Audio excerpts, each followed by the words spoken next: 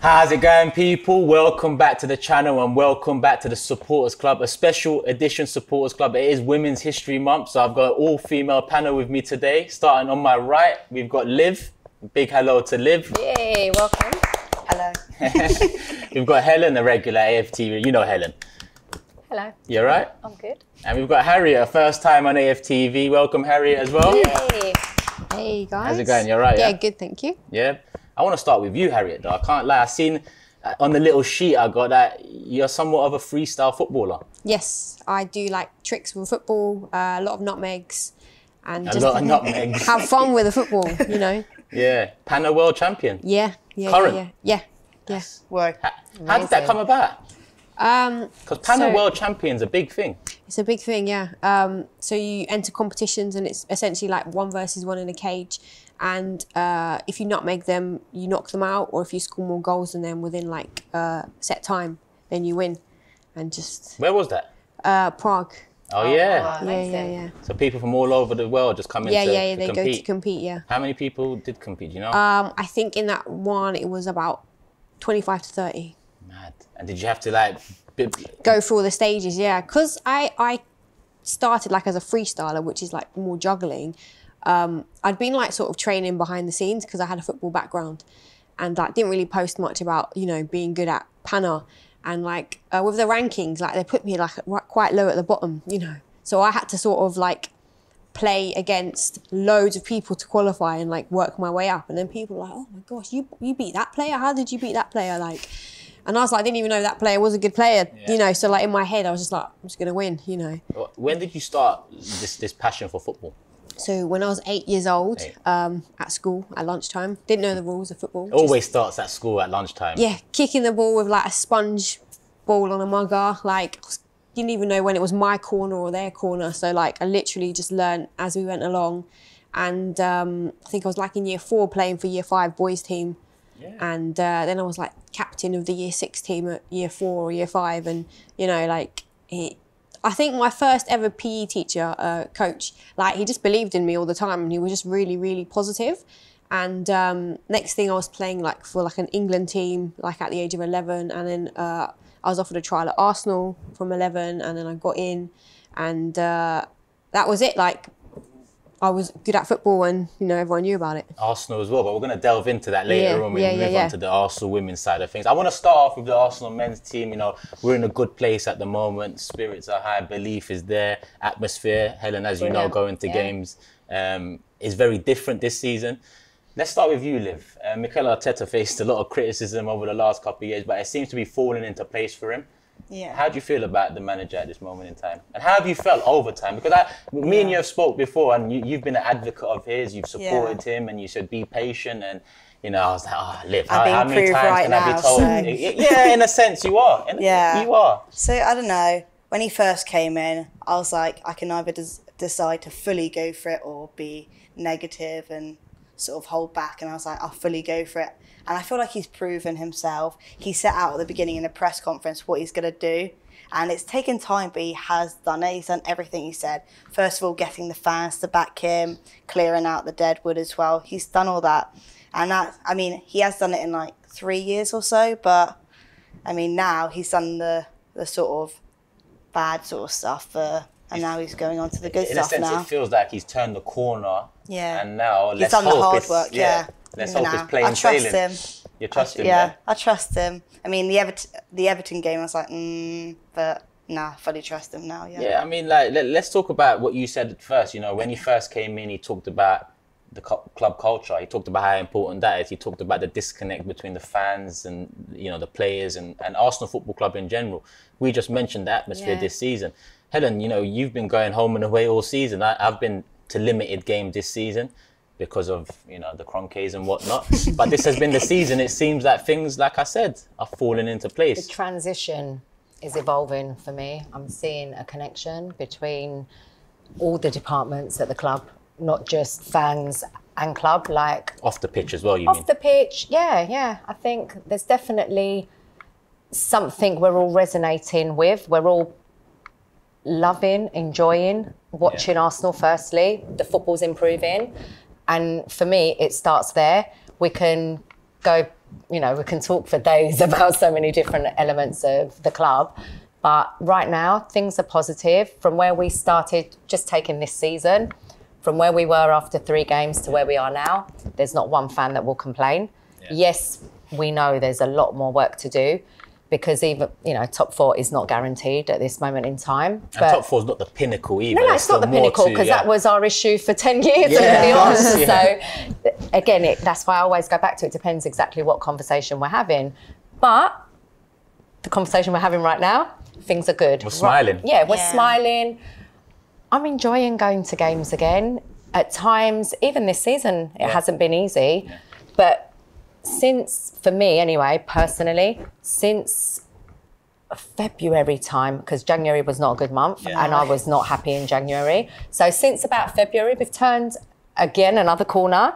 So if we can sustain where we're at right now until the final whistle at the end in May, and the outcome is the way we all want it to be, we're all going to be happy for now. Yeah, and I went to Aston Villa away the other day, and the atmosphere was really electric. Yeah. I really enjoyed it. I did the watch along that day, and it was a really nice game. It was like the sun was out. You could see the energy. You could see the atmosphere. You could see the fans. Yeah, it was good. It felt different. It's been a while since I felt like that. How was it for you in the stadium? Like I said, it's been a while since I felt like that. I remember a couple of years ago, Unai Emery, Fulham away, and, you know, we was all charting, you know, we've got our Arsenal back. But that was kind of tongue-in-cheek because of all the stress we was going through with Wenger for years. Now, I'm not saying we've got our Arsenal back because the Kroenkes are still the owners, but what I am seeing is a connect with the players. A young team that's bouncing back. You mentioned the first 3 losses. It wasn't only losses. We didn't score a goal. Yeah. Then you have an international break where the pressure's on in those moments. They bounce back. In November, December, we lose to United away, Liverpool away, Everton away. They bounce back. In January, you get knocked out FA Cup, League Cup, no signings. You lose Aubameyang. You draw to Burnley at home. They bounce back. Yeah. Liverpool lost. They bounced back before this young team keeps on bouncing back. Harriet, how do you feel about Arsenal at the moment? You've heard Helen, Liv, and myself. Does it feel like a different Arsenal? Definitely. I think with all the young talent that we've got coming up, we can just expect nothing but good things from now on. I think, they're so young. You've got Saka, you know, as joint top goal scorer, and his left foot against Villa, like, was such a good goal. And he's just, like, he's tangling up players for me, like, on the wing, like, in and out. And, like, there's resilience in the team, and it's good to see. Is Saka if I was to ask you, the favourite player of the bunch? I think so. If I mentioned him, it has to be. Yeah, I thought so. What about you? Saka's my favourite player, Yeah, Helen? Saka's my favourite player. Oh, okay. Let me take Saka out of this situation. But I can elaborate why. My first introduction of Saka was when I was out in LA, when Arsenal were doing a pre-season tour. Oh, yeah. And for me, the 2 amazing things that came out of that trip were obviously going, because I'd never been to anything pre-season tour-wise, and seeing the introduction, seeing him break through, emerge, and him and Gabriel Martinelli. For me, they were the 2 things that I was like, wow, these kids are something special. Yeah. And when was the last time? It was Jack Wilshere the last time we felt this connected to a young kid coming through Haaland? It must be.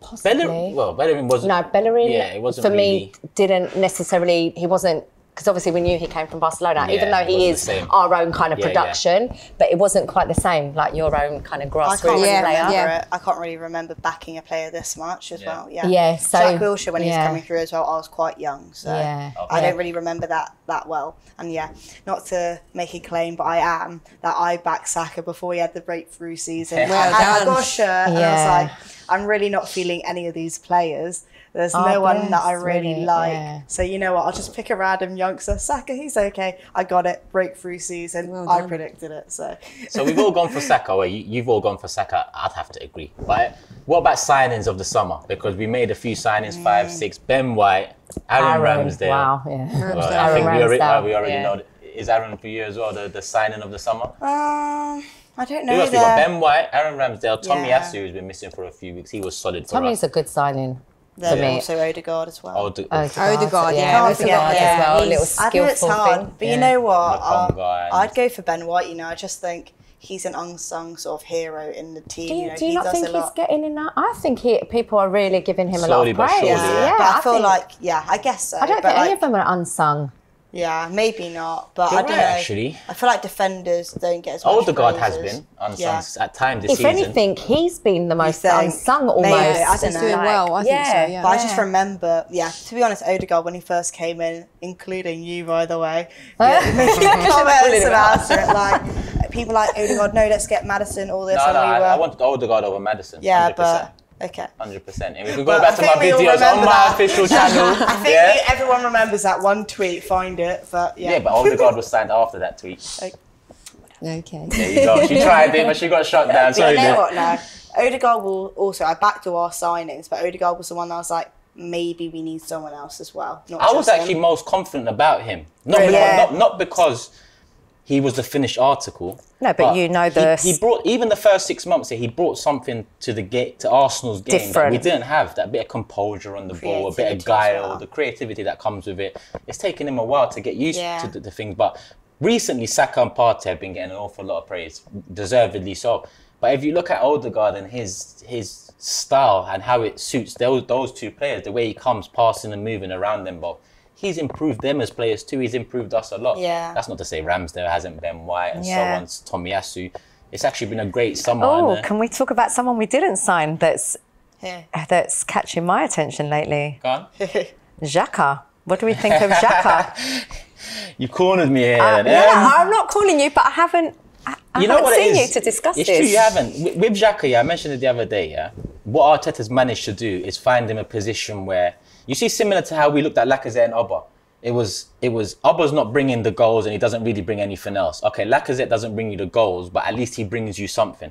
Xhaka in the position he used to play in, a bit deeper, he wasn't bringing anything. I totally and agree. he was susceptible to mistakes that will cost you goals and penalties and so on. What Arteta's done, he's moved him further upfield that if he makes these mistakes, We eliminate credit the to him, danger. he hasn't. Yeah, Credit that's to a him, good he idea. hasn't. But if he does, Partey's there and there's a bit more We've protection. got more people, yeah. So he's not as accountable for any errors or mistakes, which haven't happened, luckily. It's an improvement on, for me, what Jacko brings, because finally he brings something, and that's getting into pockets of spaces that allows Odegaard and Partey and so on. Maybe he protects Tierney or Martinelli on the left hand. He's helping other players Yeah. Have more space. but I would improve on him this summer. That's still Yeah, that's definitely. standby, but I did rate him before everything sort of changed position wise. I always thought he brought something, like he did have a mistake every so often, but I think he brought a lot of leadership as well to the team. And you could tell, I mean, they wanted him to be the captain. All the managers always wanted him as the captain. That must mean something. Obviously, maybe him being captain didn't go well. But I think also he was one of our more experienced, and he was a captain already, so he had qualities of experience. Yeah. Could be as well. I think he's a good. He's got a good personality. He's got a good energy within the dressing room. he's like a safe guy. Yeah, In terms yeah. of if you're managing someone like that, he's going to come on He's- time. He's going to apply yeah. himself fully. He's going to do all he's the... a professional. Yeah. He's what you want in an employee. Yeah. Like, you know, you can rely on him. He's going to turn up. He's going to give you Exactly. 100%, maybe even 150. And for me, as a character, he gives need you that. that. Yeah. Yeah. But sometimes over the years it wasn't enough. But now...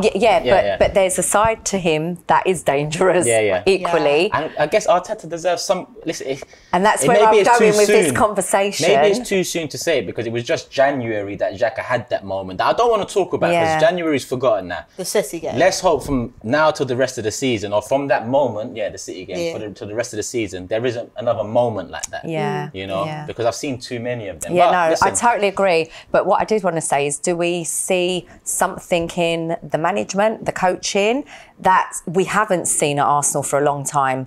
Because other managers would have seen what us fans were seeing with certain players, but yet they didn't try and maybe find the best position to suit them, to get the best out of them for the team. Probably. And that's what I'm kind of seeing in Arteta. One which thing I'm about liking. Arteta is, with Wenger, you know, he was very much stuck in his ways. With Emery was already an established manager that's won stuff. He's got his style, he's got his philosophy. He's coming in and trying to make that work.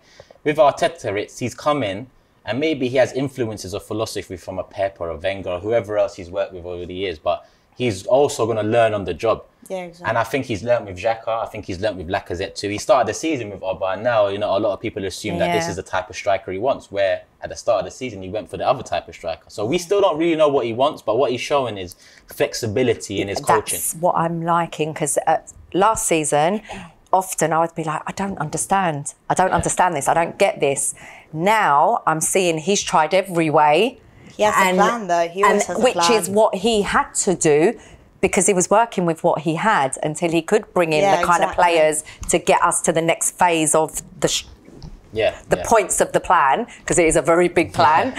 And I feel like now It's clicking? It's clicking, it's clicking.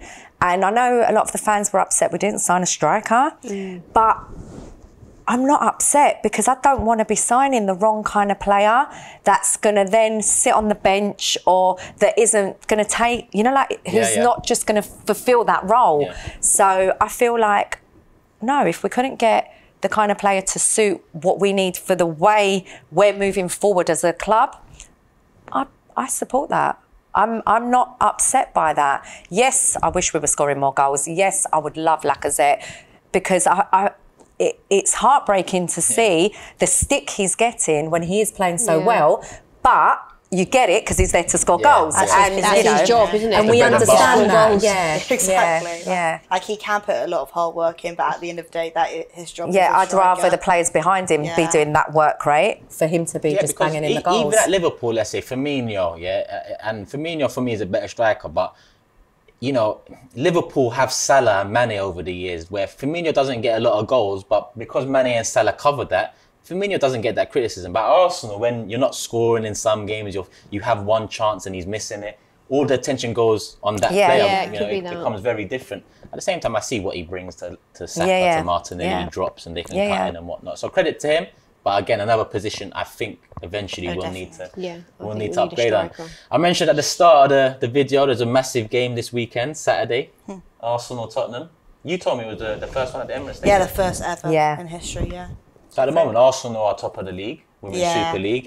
Chelsea have a game in hand. That game in hand was obviously meant to be last night, Chelsea-Tottenham. It was cancelled at like 5 o'clock, I think. 3 hours before kickoff. COVID cases in the Tottenham COVID, camp. Spurs have COVID cases. I wonder if they'll be okay for our match. That's what I'm thinking. It's all up in the air now. Could be this video might need to get scrapped and thrown in the bin if we talk about Tottenham too much. But listen, in my opinion, it probably will be cancelled with the gap between Depends the games, on the days, though, because it's all to do with their testing. So if I don't know. if they test it might be false like positives, I don't know. It's like 2 in a row, isn't it? Yeah, I don't really. Yeah, well, Chelsea are 2 points behind us, game in hand. Arsenal's top of the Super League. Chelsea, over the last couple of years, have won it. Bought it all, I guess, as the phrase goes. Yeah, it'll be interesting next season what happens. Yeah, it will actually. It'll be interesting in the summer what happens with all of that, but we'll see. Harriet, you mentioned when you're talking about Pana and your come up in football that you played for Arsenal. Yeah. So like my first ever team, even like club level, I didn't play for like a local club. Went to an Arsenal soccer school and with the boys. And the coach was saying, he the only? Yeah. And then the coach was like, you know, you're really good. Had a chat with my mum. And then my mum didn't really like football. And she was like hesitant. Like they gave me a number to, you know, go to trial for the women. I was like, Mum, please. You know, like a little kid, like begging your mum, you know, because we lived like an hour and a half away. So, you know, I was just begging her, like, and I begged her for like 2 weeks straight because I really wanted to do it. So then she finally rang up and I got the trial. I was like the most excited kid you'd ever seen. Aww. And well done. Yeah. How old were you? I think I was 11. Oh, 11. Yeah. So like I went for a trial. I think it was in St Albans, and got in. Brilliant. And it was good. It was just a lot of commitment. Obviously, like commuting from where I lived, an hour and a half. But I just loved it. I got to finish school early, go to training. How often did you train? 3 times a week. Okay. Yeah, which was really, really good. Yeah. That's intense for like that is, It is, isn't it? Yeah. But I guess if you get out of school early, some kids quite like that. I remember I would want to do it. I had this like older geography teacher. All I can remember is she used to moan at me because I was always leaving class early. I was like missing geography every Wednesday or something. That's the hate. She hated it. And I just felt terrible because I was like one of those good kids that like didn't want to do anything wrong. Yeah. And like, I just used to feel terrible because I was going to play football, you know. I don't think I realised how good I was back then, you know, like. So how did you transition into, like, obviously, Yeah. Pana, Arsenal? So I was a techie player, skills, and then I started doing freestyle videos that just took off. They went viral. Instagram, Twitter? Yeah, Instagram. Okay. Yeah, this is before TikTok. But yes, it was just Instagram. You got like pages like the Sport Vibe and all of those pages. They were just like, who is this? The Daily Mirror was sharing me. And then I just took off, and then I was just getting so much more attention for like jobs in that way. Okay. It was a no-brainer for me to say, do I carry on doing football, or I'm still using a football doing skills? And it was just, yeah, there was just more attention in it, and it was just a better career path for me at the time. So I pursued freestyle and Pana.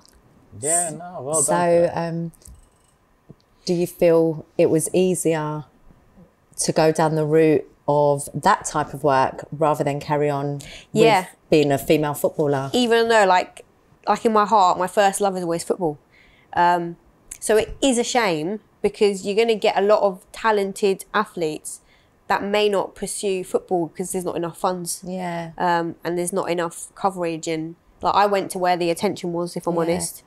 Yeah. So at your school, when you were like at school, did they have a girls' football team? Or? No, I joined the boys' team. Yeah. See, so that worries me. For me, that's a really big concern, because if our schools don't have the facilities to encourage girls to play from young, how can we really grow the sport? Yeah, it's true. Like, if you can't grow it from the bottom up, Like the women's team or girls' team or whatever. Well, how far can it really go if you don't have enough people playing the sport? When you think the ratio of how many boys across the world play football to how many girls play football globally, even if we take the UK, is a big difference. So you think it's part of it is to do with the options from an early age? 100%. Yeah, like, and there's not a lot of media coverage for women. Whereas if you went to the States, like when I was little, my dream was, you know, not to play for England, but my dream was to go to America and play football, because I knew it was professional out there, and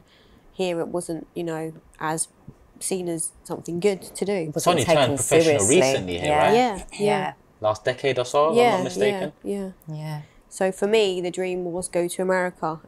Whereas in America, like, it's football or soccer. They push sport a lot more. It's their main thing for women. Yeah, for women, it's been massive out in America and that's for a why long they're time. so That's good. why a lot of people go They're like, there, they're ahead, aren't they? They're ahead of the game. They win everything. Yeah.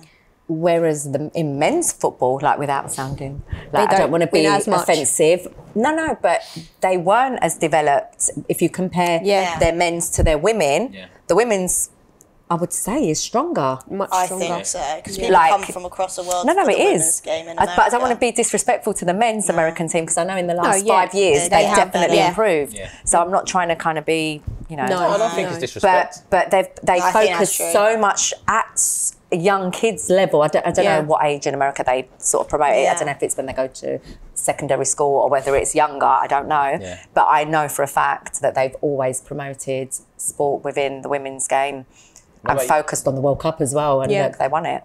What about you, Liv, in terms of what Helen and Harriet just talked about there, getting it into schools earlier, the option, you know, not necessarily by force, but, you know, the option there, it's a fair thing to ask for. Yeah, I think that is obviously an issue, how people sort of view the sports. Because when I was younger as well, I loved football, but at break time was all the boys playing, and I felt sort of nervous to play with them, so I could have played a lot more. But I did play football for like my primary school team and secondary school team, but there were barely any games compared to like the guys' teams.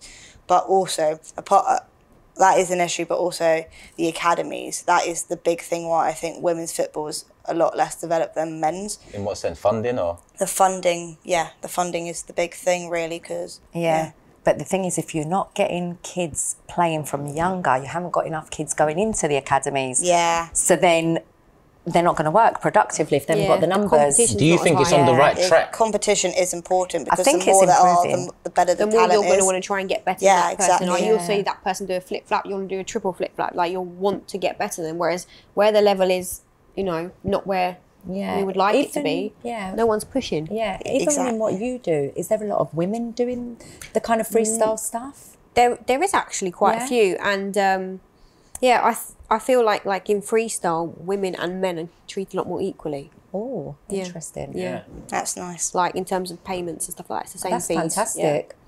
That's Well, we know awesome. in the women's and the men's game, Yeah, football which is isn't. why I There's a big went to where difference. I was Yeah. treated better. So do you think, like, I just asked you, you said it's improving. Harriet, Liv, do you think it's on the right track? Like, you know, we Yeah. can talk about pace getting and there. whether it's slow or whether it should be sped up, but do you think, you know, over the last decade and let's say the next 5-10 years, it's looking like it's going to be in a better place? Yeah, for sure. I think right now it's best it's ever been, but obviously it's not the best it can be, you Yeah. know? Yeah. So Arsenal have always been like the team in women's football, you know.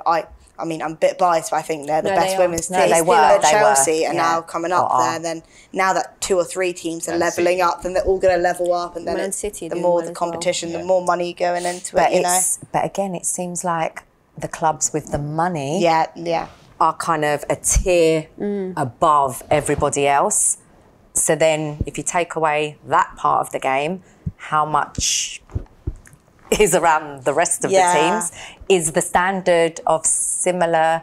Yeah, because I guess money came, well, let me not say money came into men's football late. Money was always in men's football, but the change over the last 20 years has Yeah, been it is in drastic. everything. And I think if you ask 10 football fans, do you think money has had an adverse effect or a positive effect on football? I think most would say adverse. I think, you know, it's had a negative impact on Depends football. what team they support, though. I guess, yeah, you speak to Chelsea, you know what Chelsea fans are going I to say. also Man think City. though, like you do say that there's more money, like in Chelsea and whatever, but I don't think Chelsea puts as much money in the women's team as the men's, so I don't think it's that big of an impact as the men's are, you know. I don't know. I think, You think? they have, yeah. A lot of From money? what I hear, yeah. They Yeah, have. they've been They well, have. since the league has gone into a women's super league. Chelsea Yeah. have won 5 That's league recent. titles. Because they Yeah. could afford to attract all the better players because they were Yeah. paying more money. It all goes back Yeah. to money. Yeah, it all does. The worry with the I wasn't aware, but yeah. the Yeah, women's no, game. yeah. The worry with the women's game is that money seems to have come in at an early point in terms of turning professional. Yeah. And you don't want money to damage or cause an adverse impact on something still very young in its professional stage. You Yeah. know, you want it to still be raw. You want little, you know, girls to dream and aspire to make it from nothing to something like little boys have true, done over the yeah. years. And sometimes money and the disparity between clubs and players and people now Yeah. makes it, it's always going to be a dream, but it makes it a dream that, you know, people might, you know, not realise in the end. I think the world we're living in now, the Like yourself. the glamorous side of it, the money, like young kids, like say, I don't know, 15 years ago, maybe 20 years, before social media, before the way there's more freedom to see more. Yeah. Kids wanted to be footballers because they loved the sport. It Yeah. wasn't to do with the way necessarily the materialistic Yeah. side of the game. I definitely feel there's a focus on the materialistic side now, which has the adverse effect Yeah. possibly because you question why are they aspiring to do the sport. So Just to, we're going to round it up soon, but the reason I asked about the direction and whether it's improving or whether it's stagnant is because, you know, over the last few years, certain names have popped up in the women's game that have, you know, stolen headlines and achieved greatness. And one's at Arsenal at the moment, Vivian Miedema. yeah, Having legend. someone like that for young I think girls to she's look amazing, up to yeah. must Yeah. be massive because, you know, young boys have always looked up to the footballers. Like when I was growing up, you know, Yeah. I was looking up to the greats and saying, I want to do what he done, I want to do what he Yeah. done. So the women's game is now producing talent to that level that allows, you know, younger girls to look up. Like Vivian Miedema just became the first women's Super League player to hit 100 goal contributions in the women's Super League.